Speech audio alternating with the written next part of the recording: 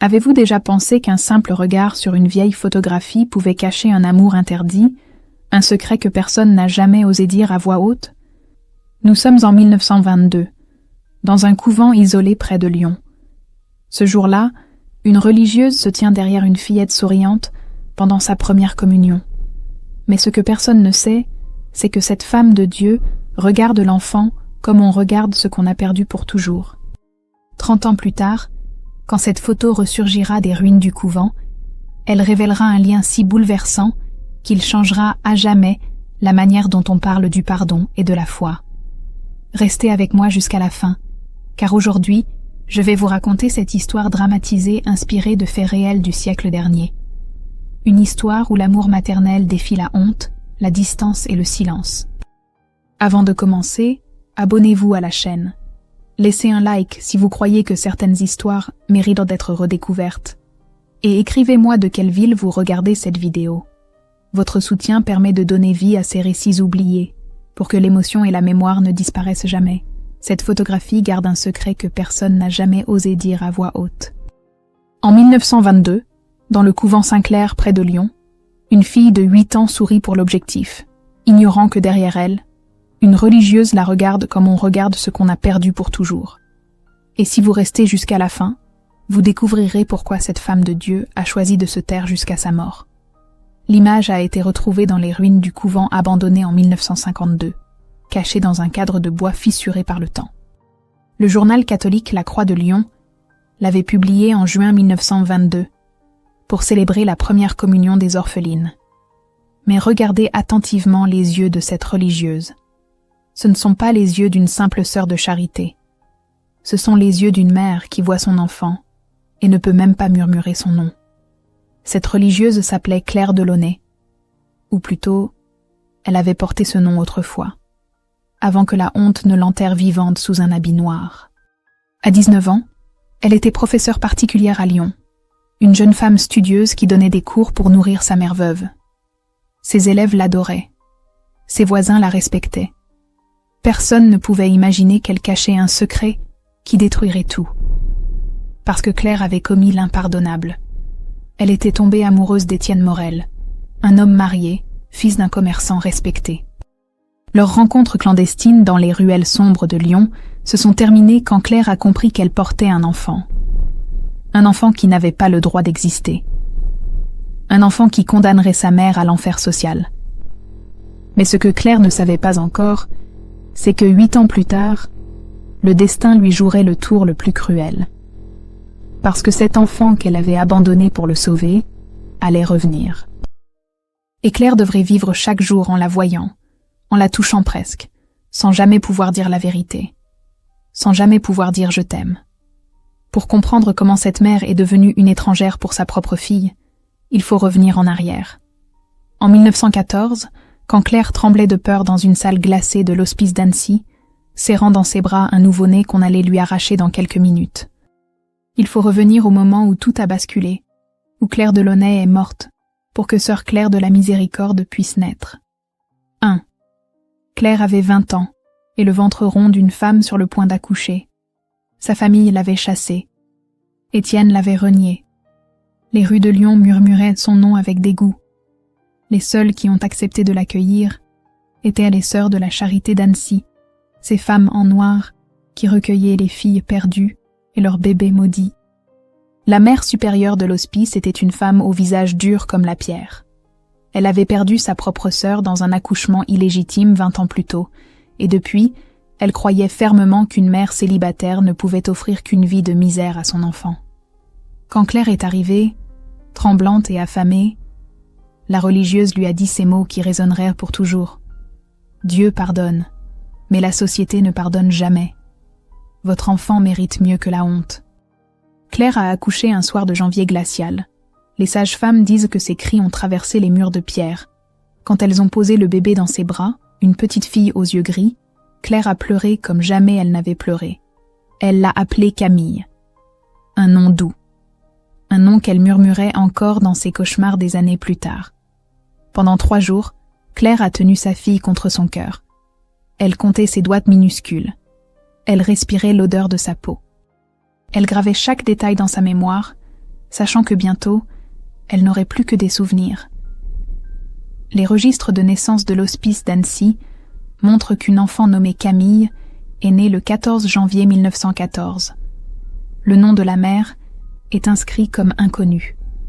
Le 3e jour, la mère supérieure est entrée dans la chambre. Elle a pris Camille des bras de Claire sans un mot. Claire a hurlé. Elle s'est accrochée au berceau. Mais 4 religieuses l'ont retenue pendant qu'on emportait son enfant. La dernière chose qu'elle a vue, c'était le petit visage de Camille qui disparaissait derrière une porte de bois. Claire est restée prostrée pendant des semaines. Elle refusait de manger. Elle ne parlait plus. La nuit, elle entendait les pleurs de sa fille dans les couloirs vides. Les médecins de l'hospice ont noté dans leur rapport « état de mélancolie profonde suite à l'abandon volontaire de l'enfant ». Mais il n'y avait rien de volontaire dans ce que Claire avait vécu. 2 ans ont passé. Claire est retournée à Lyon, mais elle n'était plus la même. Son visage s'était creusé. Ses cheveux avaient recommencé à blanchir, alors qu'elle n'avait que 22 ans. Elle ne pouvait plus enseigner, ne pouvait plus sourire, ne pouvait plus vivre.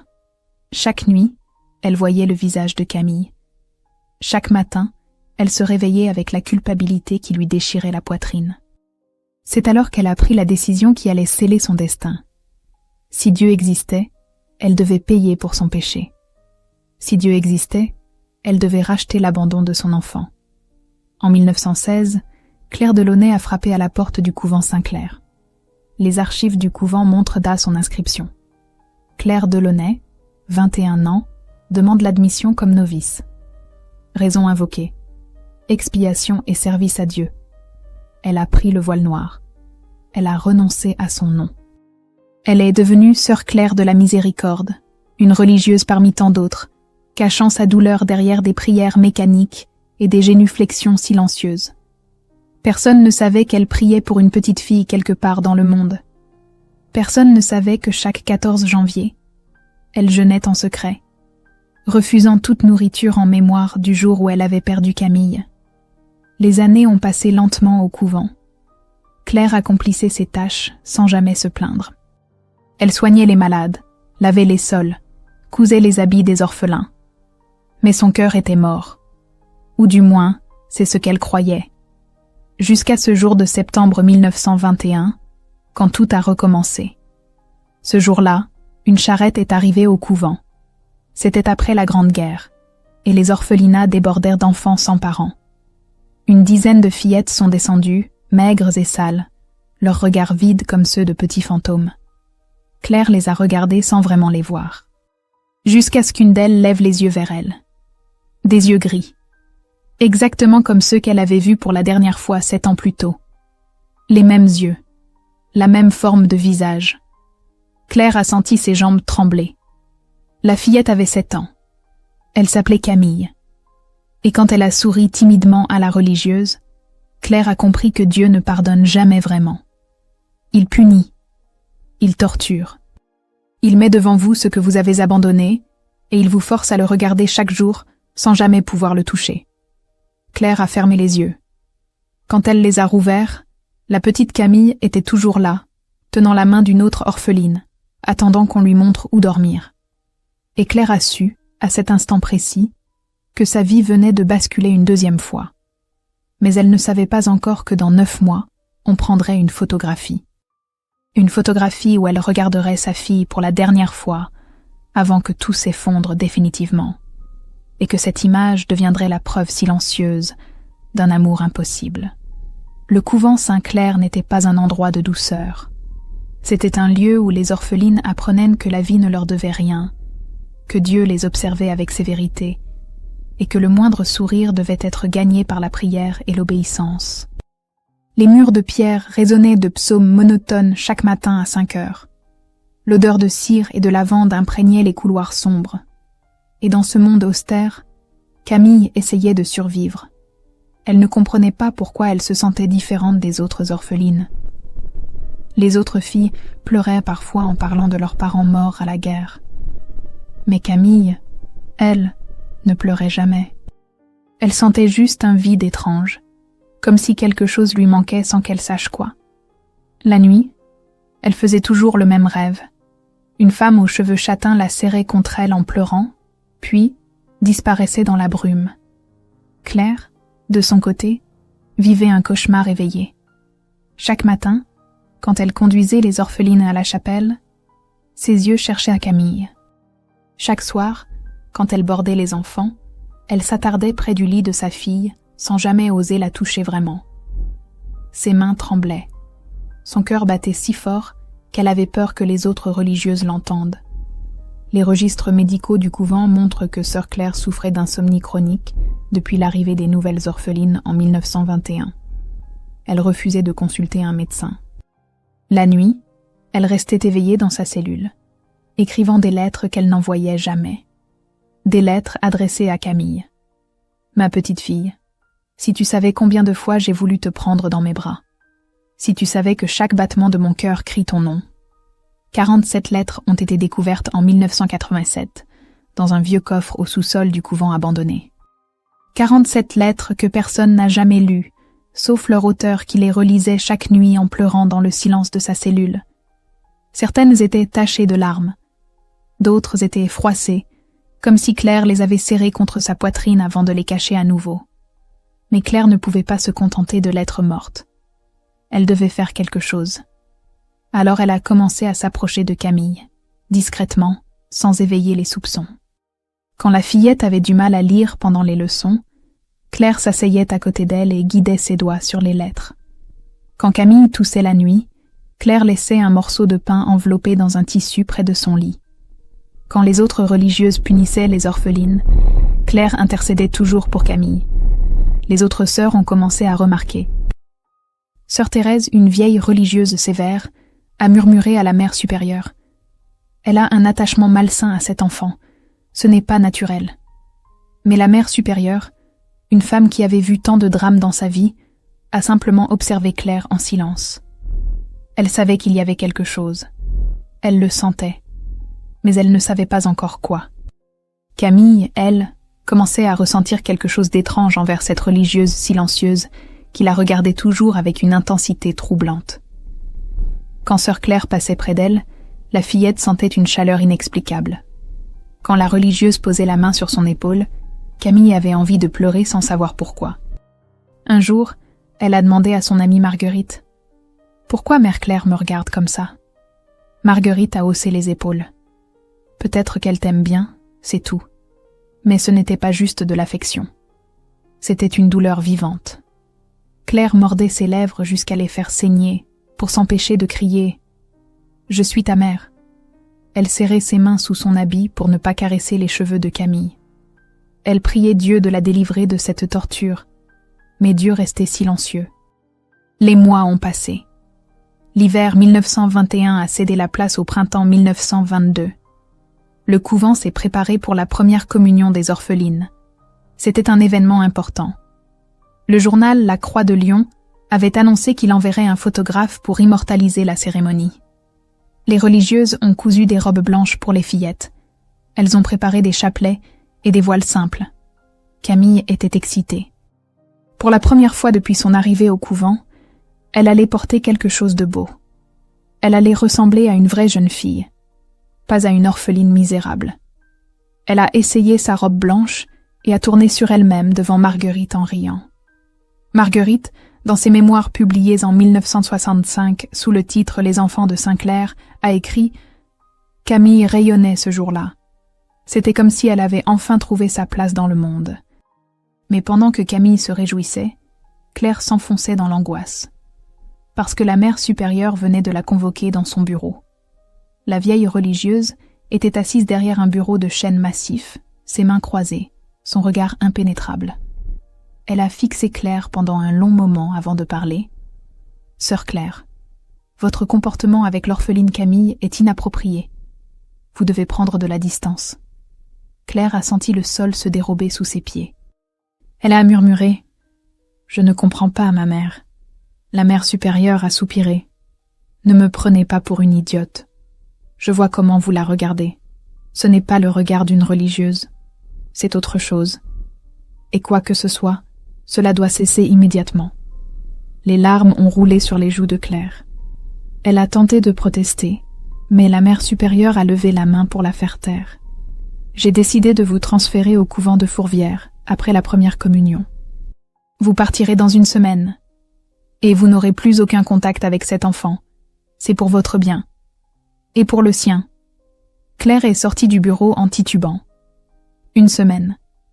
Il lui restait 1 semaine avec Camille. 7 jours pour graver dans sa mémoire chaque sourire, chaque mot, chaque geste de sa fille. Et ensuite plus rien. L'éloignement définitif.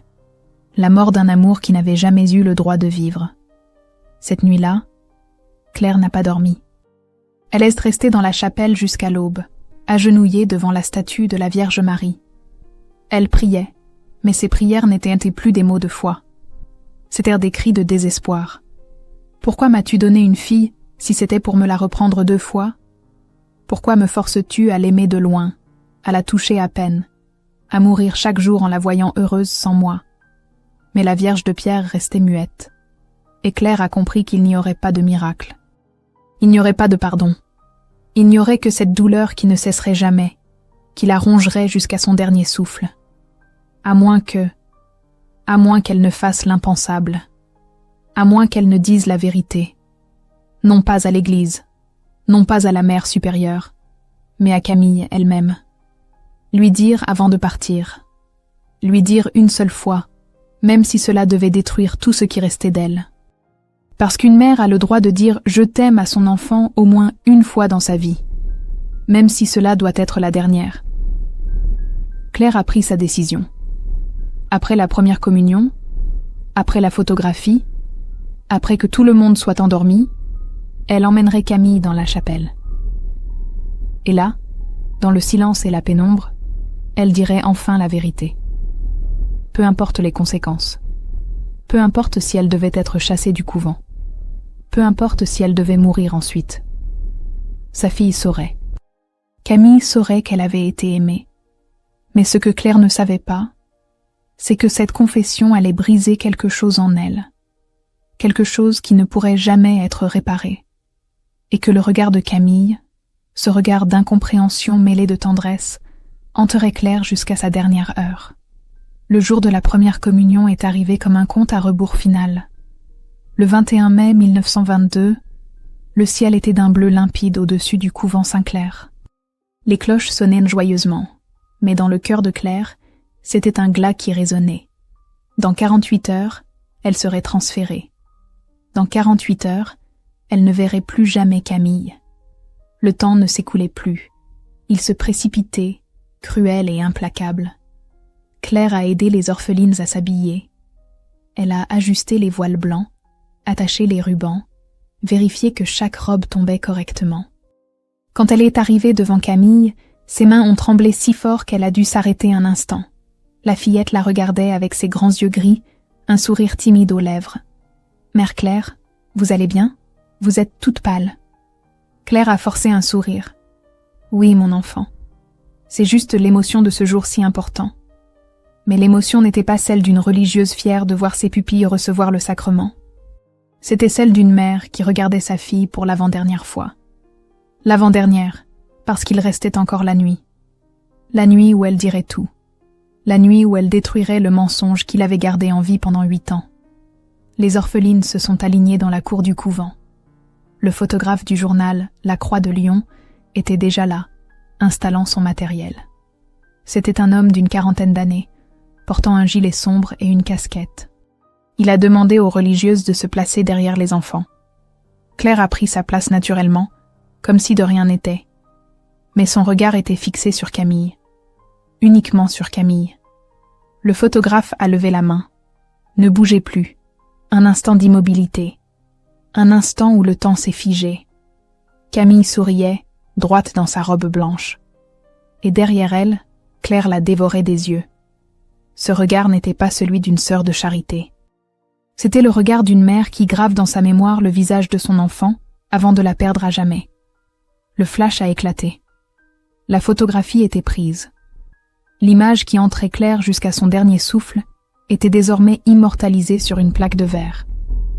Dans 30 ans, cette photo ressurgirait des décombres et révélerait la vérité que personne n'avait vue. Mais pour l'instant, Personne ne remarquait rien. Le photographe rangeait son matériel. Les orphelines riaient. Et Claire restait immobile, les yeux encore fixés sur Camille. La cérémonie s'est déroulée dans la chapelle. Les fillettes ont reçu l'hostie en silence, leurs petites mains jointes. Camille s'est agenouillée devant le prêtre, la langue tendue, le cœur battant.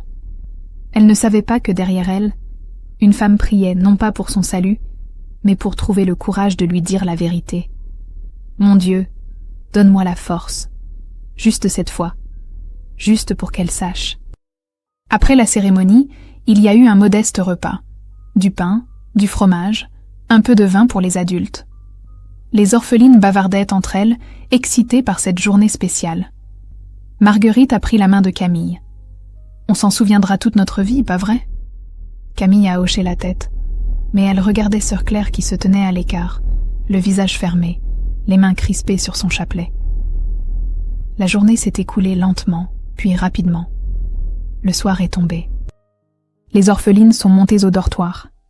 Les religieuses ont éteint les bougies une à une. Le silence s'est installé sur le couvent. Et Claire, dans sa cellule, a compté les heures. Minuit. 1 heure. 2 heures. À 3 heures du matin, elle s'est levée. Elle a marché pieds nus dans les couloirs de pierre froide. Son cœur battait si fort qu'elle avait l'impression qu'il allait exploser. Elle est arrivée au dortoir des orphelines. Camille dormait, recroquevillée sous une mince couverture, ses cheveux épars sur l'oreiller.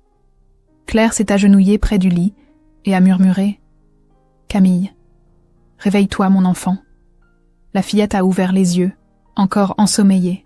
« Mère Claire, qu'est-ce qui se passe ?» Claire a posé un doigt sur ses lèvres. « Chut, suis-moi. Il faut que je te parle. » Camille, obéissante, s'est levée. Elle a pris la main de Claire, cette main qui tremblait comme une feuille, et l'a suivie dans les couloirs sombres. Elles sont entrées dans la chapelle. Les cierges étaient éteints.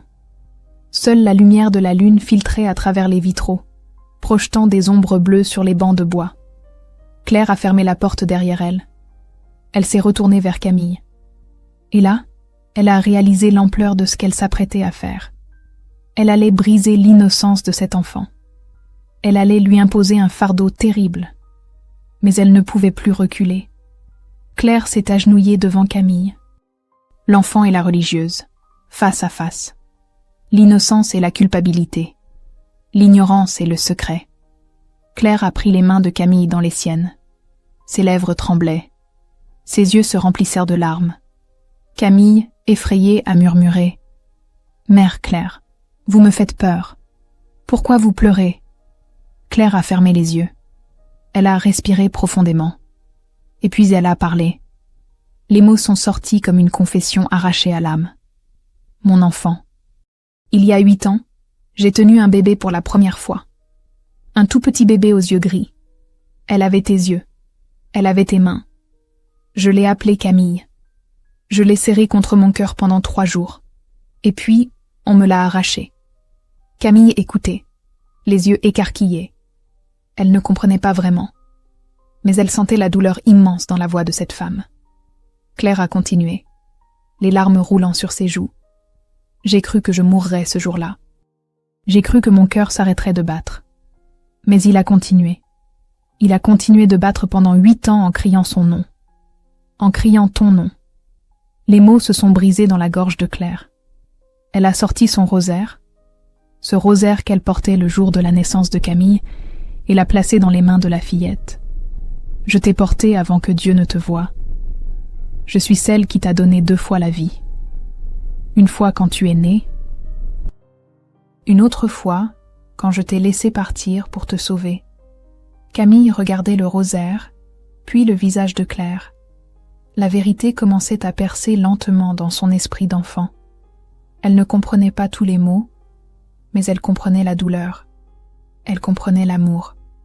Elle a levé sa petite main et touché le visage mouillé de Claire. « Pourquoi tu pleures, mère Claire? Tu m'as pas perdue. Je suis là. » Ces mots, ces simples mots d'enfant. Claire a senti quelque chose se déchirer en elle. Un sanglot violent a secoué son corps. Elle a voulu parler, mais aucun son ne sortait. Elle a regardé Camille, ce visage innocent, ses yeux qui la fixaient avec une tendresse qu'elle ne méritait pas. Et soudain, tout est devenu noir. Claire s'est effondrée devant l'autel. Son corps a heurté le sol de pierre avec un bruit sourd. Camille a crié « Mère Claire, au secours! Quelqu'un !» La fillette s'est agenouillée près de la religieuse inconsciente. Elle a pris sa tête dans ses petits bras. Elle pleurait maintenant, sans savoir exactement pourquoi, mais sentant qu'elle venait de perdre quelque chose d'immense. Les autres religieuses sont accourues. Elles ont trouvé Camille tenant Claire dans ses bras, le rosario serré dans son poing. Sœur Thérèse a écarté la fillette. « Retourne au dortoir immédiatement. » La mère supérieure a regardé la scène en silence. Elle a compris. Tout. Le regard de Claire sur Camille. L'attachement inexplicable. La douleur constante. Elle a compris que cette religieuse était la mère de l'orpheline. Cette nuit-là, Claire a été transportée dans sa cellule. Un médecin a été appelé. Les registres médicaux du couvent indiquent effondrement nerveux suite à une crise d'exaltation mystique. Recommandation de transfert immédiat pour repos et surveillance. Mais ce n'était pas une crise mystique. C'était une mère qui venait de dire « je t'aime » à sa fille, et dont le cœur n'avait pas supporté le poids de cette vérité.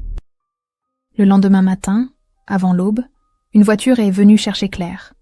Elle était consciente, mais silencieuse, le regard vide. On l'a fait monter sans qu'elle puisse dire au revoir. Camille dormait encore. Quand elle s'est réveillée, sœur Claire n'était plus là. Plus jamais là. La fillette a couru dans les couloirs en criant « Mère Claire, où est Mère Claire ?» Mais personne ne lui a répondu. Elle a serré le rosaire contre sa poitrine. Ce rosaire était tout ce qui lui restait. Un objet qui prouvait que cette nuit n'avait pas été un rêve, que cette femme l'avait vraiment aimée, même si elle ne comprenait pas encore exactement comment. Claire a été transférée au couvent de Fourvière, sur la colline qui domine Lyon. C'était un lieu austère, réservé aux religieuses qui avaient besoin de pénitence ou de repos forcé. Les murs y étaient plus épais, les prières plus longues, le silence plus pesant. Claire y est arrivée comme un fantôme. Elle accomplissait ses tâches mécaniquement. Elle priait sans vraiment prier. Elle vivait sans vraiment vivre. La mère supérieure de Fourvière, une femme sévère nommée sœur Béatrice, a reçu des instructions claires. Cette religieuse a traversé une épreuve spirituelle. Elle doit être tenue à l'écart de toute responsabilité envers les enfants. Mais sœur Béatrice voyait bien que ce n'était pas une épreuve spirituelle. C'était une blessure qui ne guérirait jamais. Claire a passé des mois dans une sorte de brouillard. Elle se levait à l'aube, assistait aux offices, soignait les malades, cousait les habits, mais tout cela sans âme. La nuit, elle écrivait toujours ses lettres à Camille. « Ma petite, j'espère que tu vas bien. J'espère que tu ne m'as pas oubliée. J'espère que tu comprends un jour pourquoi j'ai dû partir. » Mais elle ne les envoyait jamais. Comment le pourrait-elle? Elle ne savait même pas si Camille se souvenait d'elle. Pendant ce temps, au couvent Saint-Clair, Camille grandissait. Elle était devenue une fillette sérieuse, studieuse, aimée de ses professeurs. Marguerite restait sa meilleure amie. Elle parlait souvent de l'avenir, de ce qu'elle ferait quand elle quitterait le couvent. Camille voulait devenir professeure, comme la femme qu'elle avait été avant de devenir orpheline. Même si elle ne se souvenait pas vraiment de cette vie d'avant. Mais il y avait quelque chose que Camille n'oubliait pas. Le rosaire. Ce rosaire que sœur Claire lui avait donné cette nuit-là. Elle le gardait caché sous son oreiller. Chaque soir, avant de dormir, elle le touchait et murmurait « Mère Claire, où que vous soyez, je pense à vous. » Elle ne comprenait toujours pas exactement ce que la religieuse lui avait dit cette nuit-là. Mais elle sentait que c'était important, que c'était sacré. Les années ont passé. 1923, 1924, 1925. Claire est devenue une vieille femme avant l'âge. Ses cheveux étaient complètement blancs à 30 ans. Son visage s'était creusé. Ses mains tremblaient constamment. Mais elle continuait à servir. Elle soignait les malades avec une tendresse infinie, comme si chacun d'eux était Camille. Elle berçait les enfants fiévreux en murmurant des mots doux. Elle leur racontait des histoires pour les endormir. Un jour, en 1930, un médecin visitant le couvent a remarqué l'état de Claire. Il a écrit dans son rapport: « Cette religieuse présente tous les signes d'un chagrin chronique. Son corps se consume lentement. Si rien ne change, elle ne vivra pas jusqu'à 40 ans. » Mais qu'est-ce qui pouvait changer? Camille était loin. Claire ne la reverrait jamais. La seule chose qui lui restait, c'était la mémoire de ce visage d'enfant, de ses yeux gris, de cette voix qui avait dit « Tu m'as pas perdu? Je suis là. » En 1935, Claire est tombée gravement malade. Une fièvre violente l'a terrassée. Elle délirait dans son lit, appelant Camille encore et encore. Les religieuses ont essayé de la calmer, mais elle ne les entendait pas. Elle voyait sa fille partout, dans les ombres sur le mur, dans les rayons de lumière qui filtrèrent par la fenêtre, dans ses rêves fébriles, où Camille lui tendait les bras en disant « Maman ». Elle s'est rétablie, mais quelque chose en elle était brisé définitivement. Elle ne parlait presque plus. Elle ne souriait jamais. Elle était devenue une ombre silencieuse qui glissait dans les couloirs du couvent. Les autres religieuses murmuraient entre elles. Sœur Claire est mourante. Pas son corps, mais son âme. En 1938, au mois de mars, Claire a senti que la fin approchait. Elle avait 43 ans, mais son corps en paraissait 70. Elle s'est mise à tousser du sang. Le médecin a diagnostiqué une tuberculose avancée. Il n'y avait plus rien à faire. Claire a demandé à recevoir les derniers sacrements. Le prêtre est venu, lui a donné l'extrême onction. Et Claire a souri pour la première fois depuis 16 ans. Parce qu'elle savait qu'elle allait enfin retrouver la paix. Qu'elle n'aurait plus à porter ce poids. Qu'elle pourrait enfin fermer les yeux sans voir le visage de Camille la hanter. Ou peut-être que non. Peut-être qu'elle verrait ce visage pour l'éternité. Et peut-être que c'était exactement ce qu'elle voulait. Claire est morte le 17 mars 1938, un soir de printemps. Elle était entourée de quelques religieuses qui priaient pour son âme. Dans ces derniers instants, elle a murmuré un seul mot. Camille. Puis elle a fermé les yeux. Les registres de décès du couvent de Fourvière indiquent Sœur Claire de la Miséricorde, décédée à 43 ans des suites de la tuberculose. Cause profonde, chagrin incurable. Elle a été enterrée dans le petit cimetière du couvent, sous une simple croix de pierre. Aucune famille n'était présente, aucun ami. Juste quelques religieuses qui avaient partagé sa vie sans jamais vraiment la connaître. Sur la pierre tombale, on a gravé « Sœur Claire de la Miséricorde, servante de Dieu et des pauvres ». 1895-1938. Mais on aurait dû écrire « Mère aimante qui est morte de ne pas pouvoir aimer ». Pendant ce temps, Camille avait grandi. Elle avait 24 ans en 1938. Elle avait quitté le couvent Saint-Clair à 18 ans et était devenue institutrice à Lyon, exactement comme elle l'avait rêvé. Elle enseignait la lecture et l'écriture aux enfants pauvres du quartier de la Croix-Rousse. Ses élèves l'adoraient. Elle était patiente, douce, généreuse. Camille ne s'était jamais mariée. Elle disait qu'elle n'avait pas besoin de famille, que ses élèves étaient sa famille. Mais la vérité, c'est qu'elle avait toujours senti qu'il lui manquait quelque chose. Un vide qu'elle ne pouvait pas nommer. Une absence qu'elle ne pouvait pas combler. Et elle gardait toujours ce rosaire. Ce maudit rosaire qui lui rappelait une nuit lointaine, une religieuse qui pleurait, et des mots qu'elle n'avait jamais vraiment compris. Les années ont continué à passer. La Seconde Guerre mondiale est arrivée, puis est passée. Lyon a été occupée, puis libérée. Camille a continué à enseigner, à vivre sa petite vie tranquille. Mais en 1952, quelque chose s'est produit. Le couvent Saint-Clair, abandonné depuis des années, allait être démoli pour construire de nouveaux logements. Camille a lu la nouvelle dans le journal. Une vague de nostalgie l'a submergée.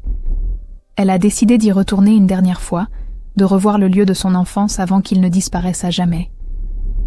Un dimanche matin, elle a pris le tramway jusqu'à la périphérie de Lyon. Elle a marché jusqu'au vieux couvent.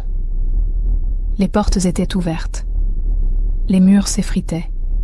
Les fenêtres étaient brisées. La nature avait repris ses droits, l'herbe poussant entre les pavés de la cour. Camille est entrée lentement, le cœur serré. Elle a reconnu la chapelle, le dortoir, la salle de classe. Tout était en ruine, mais les souvenirs étaient intacts. Elle est montée à l'étage où se trouvaient les bureaux des religieuses. Une pièce était encore debout, à moitié effondrée. Sur le sol, parmi les décombres, elle a vu un cadre de bois fissuré. Elle s'est agenouillée et l'a ramassé. À l'intérieur, une photographie jaunie par le temps. Une photographie de 1922. Des fillettes en robe blanche, alignées pour leur première communion. Et derrière elles, une religieuse. Camille a reconnu son propre visage d'enfant, souriant innocemment. Et puis elle a vu l'autre visage, celui de la religieuse. Ce regard qu'elle avait senti toute son enfance sans jamais le comprendre. Ce n'était pas le regard d'une sœur de charité. C'était le regard d'une mère. Un regard qui disait « Je t'aime plus que ma vie ». Un regard qui disait « Je meurs de te regarder sans pouvoir te toucher ». Camille a porté la main à sa bouche. Les larmes ont coulé sans qu'elle puisse les retenir. Parce que soudain, tout prenait sens. Les mots de cette nuit dans la chapelle. Le rosaire. La douleur dans la voix de Sœur Claire. Je t'ai porté avant que Dieu ne te voie. Je suis celle qui t'a donné 2 fois la vie. Camille a compris. Sœur Claire n'était pas juste une religieuse qui l'aimait bien. Sœur Claire était sa mère. Sa vraie mère. Celle qui l'avait mise au monde. Celle qui l'avait abandonnée pour la sauver. Celle qui était revenue vers elle sans jamais pouvoir dire la vérité. Celle qui était morte en murmurant son nom. Camille s'est assise sur les décombres. La photographie serrée contre son cœur. Elle a pleuré comme elle n'avait jamais pleuré. Mais ce n'étaient pas des larmes de tristesse. C'étaient des larmes de compréhension, de gratitude, parce qu'elle n'avait jamais été orpheline. Elle avait été aimée, profondément, silencieusement, douloureusement aimée. Camille est restée assise dans les ruines du couvent pendant des heures, la photographie entre ses mains tremblantes. Le soleil déclinait lentement, projetant des ombres longues sur les murs effondrés. Mais elle ne voyait rien de cela. Elle voyait seulement ce regard qui lui avait toujours été destiné. Ce regard d'une mère qui mourait en silence de ne pas pouvoir dire maman. Elle a pensé à toutes ces fois où Sœur Claire l'avait protégée. Les morceaux de pain laissés près de son lit les nuits d'hiver. Les leçons patientes quand elle n'arrivait pas à lire. La main douce qui ajustait son voile. Chaque geste avait été un « je t'aime » murmuré dans le silence. Chaque regard avait été une confession étouffée par la honte et la peur. Camille a fouillé dans sa poche et en a sorti le rosaire. Ce rosario qu'elle avait gardé pendant 30 ans, sans vraiment savoir pourquoi. Maintenant, elle savait. C'était la seule chose que sa mère avait pu lui donner. Le seul héritage. Le seul lien entre elles qui avait survécu au temps et à la séparation. Elle a quitté le couvent avec la photographie et le rosaire. En marchant dans les rues de Lyon, elle s'est demandé si Sœur Claire était encore vivante. Elle ne savait même pas où elle avait été transférée cette nuit-là. Elle a décidé de chercher. Elle a écrit au couvent de la région, demandant des informations sur une religieuse nommée Sœur Claire de la Miséricorde. Quelques semaines plus tard, une lettre est arrivée. Elle venait du couvent de Fourvière. « Chère mademoiselle Delaunay, nous avons bien reçu votre demande.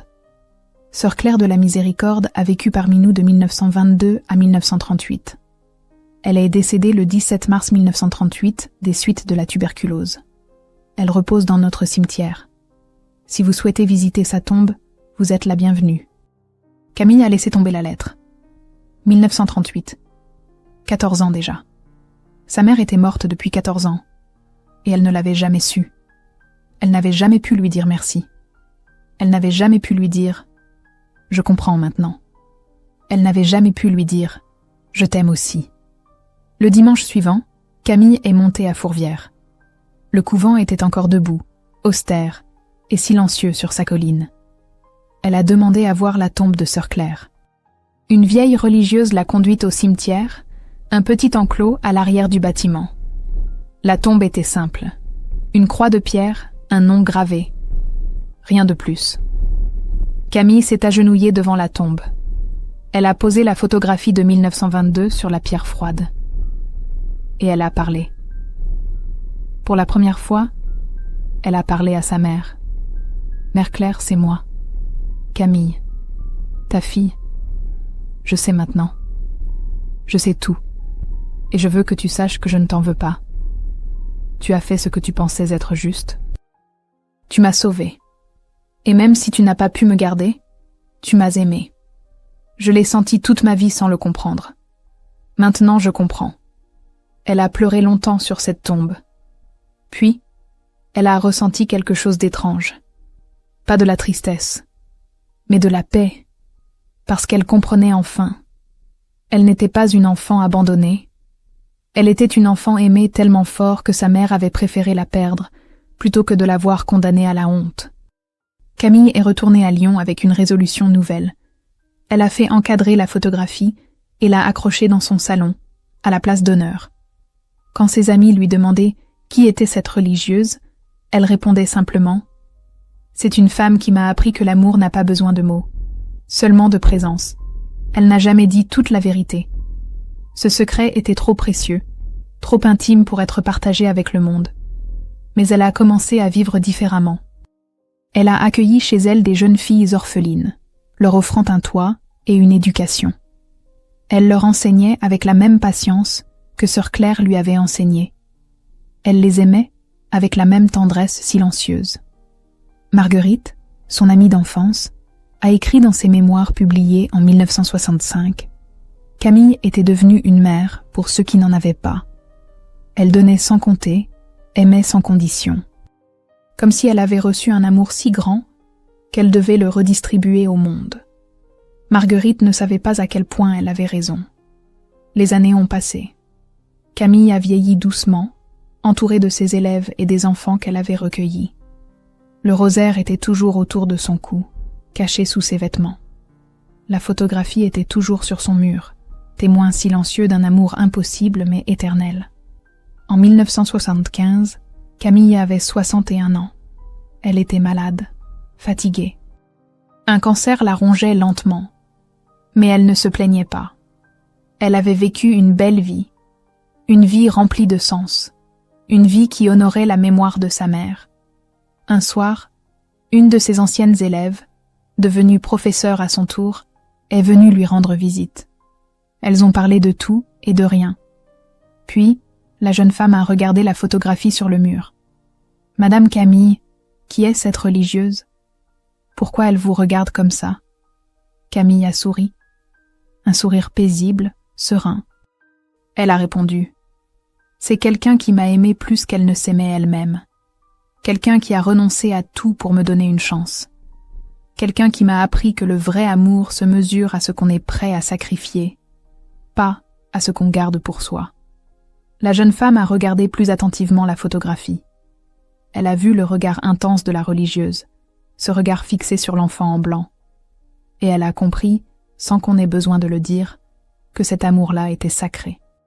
Camille est morte en 1978, paisiblement, dans son sommeil. Elle tenait le rosaire dans sa main. Sur sa table de chevet, il y avait une lettre qu'elle avait écrite quelques jours avant sa mort. Elle était adressée à sœur Claire de la Miséricorde. « Ma chère mère, je viens bientôt te rejoindre. J'ai vécu comme tu aurais voulu que je vive. J'ai aimé comme tu m'as aimé. Et j'ai compris que tu ne m'as jamais abandonnée. Tu étais là, dans chaque geste de bonté que j'ai reçu, dans chaque enfant que j'ai aidé. Tu étais là. Tu es toujours là. Ta fille qui t'aime. Camille. » La photographie de 1922 n'a pas fini dans un musée. Elle n'a pas été exposée publiquement. Elle est restée dans la famille d'une des filles que Camille avait recueillies, une femme nommée Sophie, qui avait promis de la garder précieusement. Sophie la conserve encore aujourd'hui, dans sa maison à Lyon. Parfois, elle la regarde et se souvient de ce que Camille lui avait dit. Cette photo prouve que l'amour existe même là où il est interdit. Qu'une mère peut aimer son enfant même dans le silence. Et que parfois, ne rien dire est la plus grande preuve d'amour. Le rosaire, lui, a été enterré avec Camille, parce qu'il n'appartenait qu'à elle et à sa mère. Un lien entre deux âmes qui ne s'est jamais rompu, même dans la mort. cette histoire nous enseigne quelque chose de profond. Que l'amour véritable ne cherche pas la reconnaissance. Il ne demande pas de récompense. Il existe dans l'ombre, se nourrit de sacrifices et survit au temps. Que parfois, les plus grands actes d'amour sont ceux qu'on ne peut jamais crier au monde. Que le silence d'une mère peut contenir plus d'amour que 1000 mots prononcés. Claire et Camille ne se sont jamais vraiment retrouvées de leur vivant, mais elles ne se sont jamais vraiment perdues non plus, parce que l'amour ne meurt pas. Il se transforme, il se transmet, il devient héritage. Et si vous regardez attentivement cette photographie de 1922, vous verrez plus qu'une religieuse et une orpheline. Vous verrez une mère et sa fille. Vous verrez un amour qui a défié les règles, traversé les années, et prouvé que rien, pas même la honte, pas même la séparation, pas même la mort, ne peut détruire le lien entre une mère et son enfant. C'est l'histoire de Claire et Camille. 2 femmes séparées par les conventions, réunies par l'amour. 2 vies brisées qui ont trouvé leur sens l'une dans l'autre. Et une photographie qui garde pour toujours le secret le plus beau et le plus douloureux qu'une image puisse contenir. Le regard d'une mère vers son enfant. Un regard qui dit « Je t'aime » sans jamais pouvoir le murmurer. Que cette histoire vous rappelle que l'amour véritable ne se mesure pas aux mots qu'on prononce, mais aux sacrifices qu'on fait. Que parfois, laisser partir c'est la plus grande preuve d'amour. Et que chaque regard, chaque geste, chaque silence peut contenir un univers entier de tendresse. Claire et Camille vous remercient d'avoir écouté leur histoire. Une histoire vraie. Une histoire d'amour impossible, mais éternelle. Une histoire qui prouve que l'amour maternel transcende tout, même ce que la société déclare impardonnable. Avant de conclure, souvenons-nous de ce que cette histoire fictionnelle nous enseigne. Que le véritable amour n'a pas besoin d'être vu ni entendu pour exister. Il se cache parfois dans le silence, dans le sacrifice, dans un simple regard que le temps ne peut effacer. Le pardon, quant à lui, n'efface pas la douleur, mais il la transforme en paix. Et vous? Avez-vous déjà ressenti l'amour silencieux de quelqu'un qui n'a jamais pu le dire à voix haute? Croyez-vous que le pardon peut vraiment libérer une âme tourmentée? Ou pensez-vous que certains secrets devraient rester cachés pour protéger ceux qu'on aime? Écrivez le mot miséricorde dans les commentaires pour me montrer que vous êtes restés jusqu'à la fin. Dites-moi aussi de quelle ville vous nous regardez. Et si vous le souhaitez, partagez une vieille histoire de votre famille, un souvenir ou une photo ancienne qui cache peut-être un secret oublié. Votre témoignage pourrait inspirer une prochaine vidéo. Merci d'avoir écouté avec respect et émotion cette reconstitution inspirée de faits historiques. Abonnez-vous pour ne pas manquer les prochaines histoires humaines. Laissez un like si celle-ci vous a touché. Activez la cloche pour être prévenu, des nouvelles vidéos. Et partagez cette histoire si vous croyez, vous aussi, que l'amour d'une mère traverse le silence et le temps.